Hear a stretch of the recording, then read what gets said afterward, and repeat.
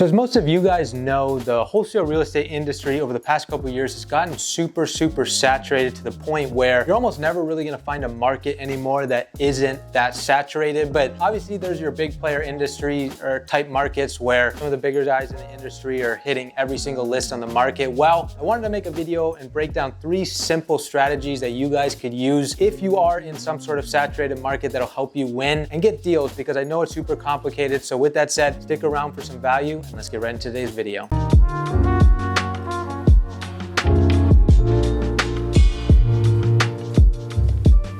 So if you guys are in a super competitive market, even if you're not in a super competitive market, a lot of this advice will still apply. But I want to tell you guys how we're able to succeed in some of the most competitive markets in the country. If you guys don't know my wholesale real estate business, it's basically surrounded or kind of built off of Atlanta, Georgia, which, as most of you know, you've probably talked to somebody that is at least doing that market. I mean, you're competing against players where they own every single family home skip trace in the entire Atlanta metropolitan area within 100 miles, right? And so how do you compete against somebody like that with 30 cold callers, sending direct mail, doing texting? And that's basically what I'm saying right now. You need to be able to have multiple marketing streams. Now, it's definitely possible to get a few deals here and there, whether you're just cold calling, texting.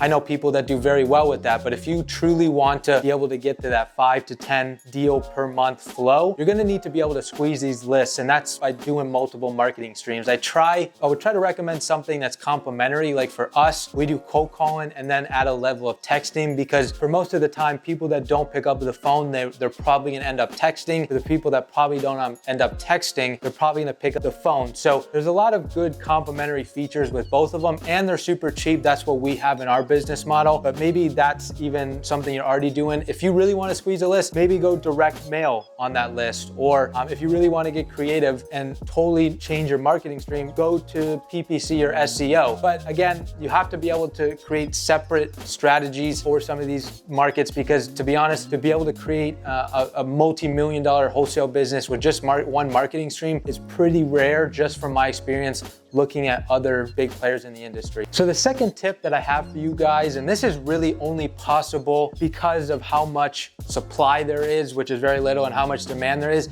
you need to be able to go hit some of the sub-markets in the industry. So I'm gonna tell you based on what I know. So we do a lot of Atlanta, Georgia, very applicable to any other market that you're doing, but in any metropolitan big markets such as Atlanta, Georgia, you need to be hitting some of the outskirt markets such as Athens. You need to be hitting Macon, Georgia. There's a lot of small pocket markets that have a lot of deals that nobody's hitting. They're just so focused on these hedge fund type lists. If you're listening to my advice, you're probably like, Kish, that's kind of going against what you're saying. Well, it's not really going against, it's actually complementary to what I'm saying, because obviously you guys know I'm pushing you guys to go build really strong buyers lists and go taking their buy box criteria, working backwards and pulling lists that way. Well, you should 100% be doing that. But if you're seeing that that's super saturated, what you need to be doing is pulling some of these sub-markets. You don't need to pull the whole market. Well, if you do, it's probably not gonna be that big of a list. But let's say I go pull Athens, Georgia. Again, the supply is really right here and the demand is right here. So there's a lot of potential to go sell these deals. Now, you're not gonna be working with these hedge funds. It might not be as easy to sell these deals, but I mean, with supply here and demand here, people are paying a premium even if they're regular investors, and you still have the possibility to be putting these deals on the MLS. So you should never be counting out these sub-markets just because a lot of the hedge funds aren't buying. You have to be kind of thinking a step ahead of the game, and where would other wholesalers not be targeting? It's these smaller markets. So give that a thought when you're trying to go pull your next list. Even if you want to just try some of these sub-markets and just pulling an absentee list or vacant list, if you get a couple deals there, I'd say go pull the entire sub-market and see what kind of deals you can pull. So the third and final tip I have for you guys is you need to be building the strongest buyers list. For the fact of, you shouldn't be that person that's making 70 to 80% of ARV offers. You're just gonna get beat out. I'm sure you guys have started to see that, where you're just calling homeowners and they're having ridiculous offers that are 20K below the estimate, or 20K, 30K below the actual ARV. Well, the companies that are actually doing that, most of the time 2 years ago, I was thinking, oh, they just have no idea what they're doing. But companies like that is what my companies are doing right now, right? You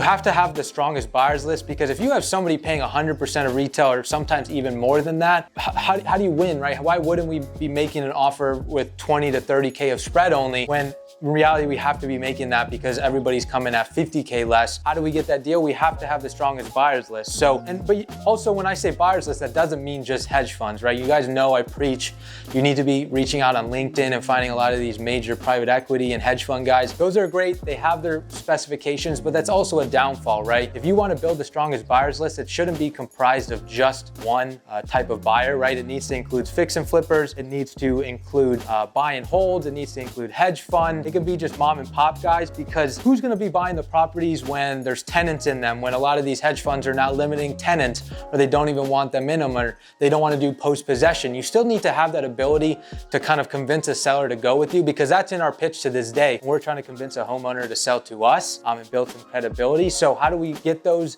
that nobody else is getting? There are a lot of these people you're competing against are some of these wholesalers that don't want these tenants anymore. So when somebody says, I got tenants, they're like, oh, my hedge fund buyers, they don't buy them anymore. There's nothing I can do. Or you can step in and take that deal because you spent a lot of time on your buyers list and probably selling those deals to some of these smaller buyers in your markets that don't really care as long as the rental rates are up. So I know I'm hitting you guys with a lot, but these are probably the top 3 things I would be doing if you're in a super saturated market. There's always deals to be had, always money to be made in some of these saturated markets. You just have to be a little bit creative, and hopefully you're diversifying some of your markets at the same time. But with that said, hope you guys enjoy the video. Don't forget to like, subscribe, hit the notification bell if you guys kind of want to get updated every time I upload. But with that said, catch you guys in the next video.